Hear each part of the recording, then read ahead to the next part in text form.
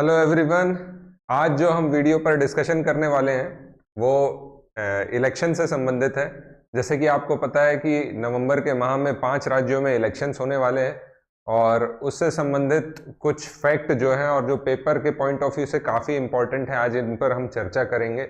जैसे कि किन किन राज्यों में इलेक्शन होने वाले हैं, 5 मिनट का ज्ञान जैसा ही है, ये सारी चीज़ बहुत फास्ट में हम जो है ब्रीफ में डिस्कस करेंगे। किन किन राज्यों में इलेक्शन होने वाला है, इसके अलावा हमारे जो इलेक्शन कमीशन है, जो आयोग है, उसमें कौन सदस्य हैं, कौन चेयरमैन है, इन सब के बारे में हम जानकारी लेंगे। इसके साथ ही जो है हम देखेंगे कि जो नेशनलाइज पार्टी या स्टेट पार्टी होती हैं जिनको रिकॉग्नाइज करता है कौन, हमारा आयोग, जो चुनाव आयोग, निर्वाचन आयोग है, ये ऐसी कुछ पार्टियों, पॉलिटिकल पार्टियों को रिकॉग्नाइज करता है। तो उनको रिकॉग्नाइज करने के लिए क्या शर्तें हैं, क्या कंडीशंस हैं, उनके बारे में हम आज जानेंगे, क्योंकि ऐसे क्वेश्चन जो है अभी कॉन्स्टिट्यूशन में पूछे जा सकते हैं। तो आपको जो है बिल्कुल ध्यान रखना है क्या कंडीशंस होती हैं नेशनलाइज पार्टी या राज्य की जो स्टेट पार्टी होती है, ऐसे रिकॉग्नाइज होने के लिए इनके लिए क्या कंडीशन होती है। तो चलिए चलते हैं आगे। तो सबसे पहले हम देखते हैं कि 5 राज्यों में जहां चुनाव होने वाले हैं, तो ध्यान रखेंगे, है ना। तो सबसे पहले कि होने वाला है छत्तीसगढ़ में इलेक्शन, जहां कुल 90 सीटें हैं। मिजोरम, जहां पे कुल 40 सीटों पर इलेक्शन होने वाला है। इसके अलावा है मध्य प्रदेश, जहां पर होने वाला है कुल 230 सीटों में। राजस्थान, जहां 200 सीटों में। और तेलंगाना, जहां 119 सीटों में जो है ये इलेक्शन होने वाला है। और इसके साथ ही जो है ये नवंबर में लगभग जो है वोटिंग होगी, इलेक्शंस होंगे और इनकी काउंटिंग जो है एक साथ जो है 3 दिसंबर को होगी। तो ये नई विधानसभा इन 5 राज्यों में गठित होकर आने वाली है, तो सभी वोट जरूर देंगे, है ना। तो ध्यान रखेंगे ये 5 राज्यों में इलेक्शन है। अगर देखें कि इलेक्शन कमीशन और इलेक्शन से संबंधित, निर्वाचन से संबंधित हमारे संविधान में कोई प्रावधान है क्या, ये बिल्कुल पूछा जा सकता है। तो हमारे संविधान के भाग 15 में या पार्ट 15 में इसका उल्लेख मिलता है, जिसमें 324 से लेकर 329 तक के अनुच्छेद हैं, जिसमें इलेक्शन से संबंधित सारे प्रोविजंस दिए हैं, चाहे वो इलेक्शन कमिश्नर से हो या आपका चुनाव आयोग से हो या फिर मतदाता से हो या फिर निर्वाचन प्रणाली से। तो सारी चीज का उल्लेख जो है इन अनुच्छेदों में मिल जाता है। तो ध्यान रखेंगे भाग 15 में जो है इलेक्शन से संबंधित प्रावधान दिए गए हैं। ठीक, आगे देखते हैं कि कौन हमारे सीईसी हैं। सीईसी मतलब चीफ इलेक्शन कमिश्नर। ठीक है, तो जनरली जो है 3 सदस्य होते हैं, 3 कमिश्नर होते हैं। तो 3 कमिश्नर कौन कौन है? श्री राजीव कुमार जी हैं, श्री अरुण गोयल जी हैं, श्री अनूप चंद पांडे जी हैं। और उनमें से जो है सीईसी जो चीफ हैं वो कौन है? श्री राजीव कुमार जी हैं। तो कमेंट में करके बताएं कि ये किस नंबर के जो है भारत के सीईसी या चीफ इलेक्शन कमिश्नर हैं। बिल्कुल पूछा जा सकता है ऐसा। और साथ में जब पढ़ें ये तो ये भी देख लें कि कौन पहले चीफ इलेक्शन कमिश्नर थे भारत के। ठीक, तो ध्यान रखेंगे करंट में जो है ये 3 लोगों के नाम आपको ध्यान रखना है। आगे देखते हैं और क्या चीजें हैं। तो नेशनलाइज्ड पार्टी जो है, तो ये न्यूज में था अभी कुछ दिन पहले। क्यों? क्योंकि आम आदमी पार्टी को जो है इलेक्शन कमीशन के द्वारा नेशनलाइज पार्टी के तौर पर रिकॉग्नाइज कर दिया गया, एक राष्ट्रीय पार्टी का दर्जा दे दिया गया है। अब ये दर्जे का वैसे महत्व क्या है? तो दर्जे का महत्व ऐसा है कि कोई भी अगर स्टेट पार्टी या राज्य पार्टी या फिर आपका नेशनल पार्टी का दर्जा प्राप्त करती है कोई पार्टी, तो कुछ खास चीजें जो, जैसे उनका सिंबल जो है उनके लिए रिजर्व हो जाता है। इसके अलावा जब कैंपेनिंग हो रही है या आपका दूरदर्शन या रेडियो में प्रसारण हो रहा है, तो उसमें भी जो है उनके लिए टाइम अलॉट होता है। तो ऐसे बहुत सारे जो है प्रोविजंस जो है पार्टियों को मिल जाते हैं यदि उनके साथ जो है ये दर्जा मिल जाए। तो आम आदमी पार्टी को जो है नेशनलाइज पार्टी का दर्जा दिया गया और वहीं पर जो है ऑल इंडिया तृणमूल कांग्रेस का जो है दर्जा हटा दिया गया नेशनल पार्टी का। इसके अलावा जो है एनसीपी नेशनल कांग्रेस पार्टी या राष्ट्रवादी कांग्रेस पार्टी, इनसे भी जो है ये दर्जा हटा दिया।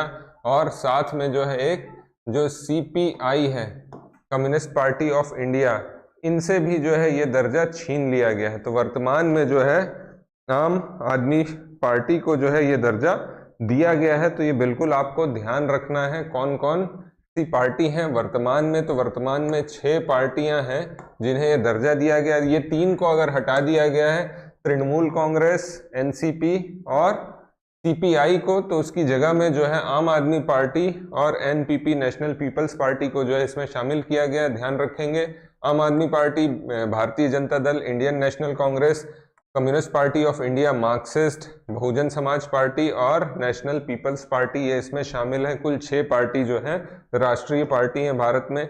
अब इनके लिए कंडीशन क्या है, क्या शर्तें हैं इनको अगर राष्ट्रीय पार्टी बनना है, तो ये 3 कंडीशन आप एकदम ध्यान रखें। इसमें ऑब्जेक्टिव टाइप में डेफिनेटली क्वेश्चन बन सकता है या मेंस में भी इससे प्रश्न पूछा जा सकता है। तो क्या बोल रहा है कि इट्स अगर पार्टी बनना है, if it is recognised in 4 और more states as state party, मतलब इसके जस्ट बाद हम स्टेट पार्टी का भी रिकॉग्निशन पढ़ेंगे, उनकी शर्तें पढ़ेंगे। तो अगर 4 या 4 से अधिक राज्यों में किसी पार्टी को दर्जा मिल जाता है किसका, स्टेट पार्टी या राज्य की पार्टी का, तो उस केस में जो है उसे नेशनलाइज पार्टी घोषित किया जा सकता है। तो इसी शर्त के आधार पर जो है आम आदमी पार्टी को घोषित किया गया क्या, राष्ट्रीय पार्टी। इसके बाद दूसरी कंडीशन है, if it's candidate polled at least 6% of total valid votes in 4 और मोर स्टेट्स, मतलब 4 या 4 से अधिक राज्यों में उनके लोकसभा या विधानसभा चुनाव में जो भी पार्टी है उसके उम्मीदवारों को जो है 6% जो है वैध मत मिले हैं, वैध वोट मिले हैं, और साथ ही जो है कम से कम उनके जो है 4 सांसद हैं लोकसभा में, तो उस स्थिति में भी जो है उन्हें क्या मिल सकता है, राष्ट्रीय पार्टी या राष्ट्रीयकृत राजनीतिक दल का जो है स्टेटस मिल सकता है। और last condition, if it has वोन at least 2% of total seats in the Lok Sabha from not less than 3 states, मतलब 3 से ना कम हो, है ना, कम से कम 3 राज्य होने अनिवार्य हैं। तो 3 राज्यों में कम से कम जो है उनकी जो एमपी हैं उसमें 2% जो है चुन के आए हों 3 राज्यों से, है ना, टोटल एमपी किसी पार्टी के चुनकर आए हों 3 राज्यों से, उस स्थिति में भी जो उन्हें राष्ट्रीय दल का जो है स्टेटस मिल सकता है। तो ये एक कंडीशन हुई। दूसरी कंडीशन जो मैं कह रहा था, राजकीय या राज्यीकृत राजनीतिक दल, तो इसके लिए भी कुछ कंडीशंस हैं, तो ये भी आपको बिल्कुल ध्यान रखना है। तो इसमें बोल रहा है कि at least 6% of total vote share in last assembly election and have at least 2 MLAs, है ना। तो भाई पिछले विधानसभा चुनाव में कम से कम 6% वोट शेयर रहा हो और कम से कम 2 विधायक इनके रहे हों। तो ये ध्यान रखेंगे। इस स्थिति में क्या मिलेगा, उसे स्टेट पार्टी या राज्यीकृत पार्टी का दर्जा मिलेगा। तो फिर अगली वैसी बोल रहा है कि 6% vote share in the last Lok Sabha, पिछले लोकसभा में जो है इनका वोट शेयर कितना होगा, बोल रहा है 6% फ्रॉम दैट स्टेट, और उसी राज्य से उनका कम से कम 1 MP होना चाहिए या सांसद होना चाहिए। पिछले लोकसभा चुनाव में उनका वोट शेयर 6% हो या फिर और साथ में उनका एक सांसद भी उसी राज्य से हो। तीसरी कंडीशन बोल रहा है at least 3% of total number of seats और 3 seats which ever is more in the last assembly election, मतलब भाई जो भी पिछला विधानसभा चुनाव हुआ है उसमें जो है कम से कम इनकी 3% सीट हो या फिर कम से कम 3 सीट हो, दोनों में से जो भी अधिक हो उस आधार पर जो है इन्हें क्या दिया जा सकता है, राज्यीकृत पार्टी का दर्जा दिया जा सकता है। तो बिल्कुल ध्यान रखेंगे, ये तीनों कंडीशन अति महत्वपूर्ण है, इस आधार पर जो इन्हें दर्जा दिया जाता है। आगे 2 कंडीशन और हैं, at least 1 MP for every 25 members और any fraction allotted to the Lok Sabha in the state, मतलब ऐसा कह रहा है कि जो भी फ्रैक्शन या जो भी संख्या अलॉट की गई या फिर 25 सदस्यों के ऊपर इनका जो है 25 सांसदों के ऊपर 1